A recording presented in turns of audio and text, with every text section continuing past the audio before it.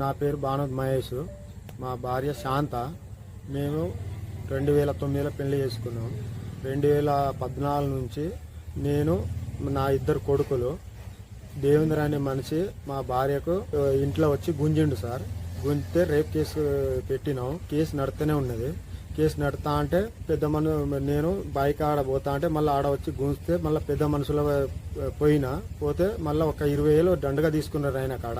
ఆయన గుంజిన తర్వాత కూడా మళ్ళా పెద్ద మనుషుల తర్వాత అయిన తర్వాత మళ్ళీ మా భార్యకు చుట్టాలు పోయిన తర్వాత నేను ఒక్కనే ఉన్నా ఇంట్లో. మళ్ళా కత్తి పట్టుకొని వస్తే సార్ ఉన్నాడు. ఆ సార్ కూడా చెప్తే కేసు రాసిండు. కేసు రాస్తే పిల్లలు ఉన్నారు, నీ ఇద్దరు పిల్లలు అని వదిలేసిండ్రు. అయితే మళ్ళీ సంవత్సరం తర్వాత మొన్న వినాయక చవితికి మా భార్య అన్నదానం పోతే అన్నదానం కాడ అందరూ తండ మొత్తం ఆడ డీజే ఉన్నారు. అందరూ ఆడ వచ్చి అన్నదానం చేస్తా అంటే నేను ఇంట్లో పండుకున్నా. బాత్రూమ్ పోదా అంటే కత్తి పట్టుకొని నా మీద ఉరికి వచ్చా. అంటే నానా అని పిలిచే వరకు నేను బండతో కొట్టే వరకు ఈడ చేతులు తలిగింది. ఆయన బండ తలిగే వరకు మా నాన్న వచ్చే వరకు ఉరికిండు సార్. ఉరికిన బాట, ఆయన పాదాలు, ఆయన చెప్పులు అందరు టండ మొత్తం చూసిండ్రు. పెద్ద మనుషులు ఒక 20 మంది.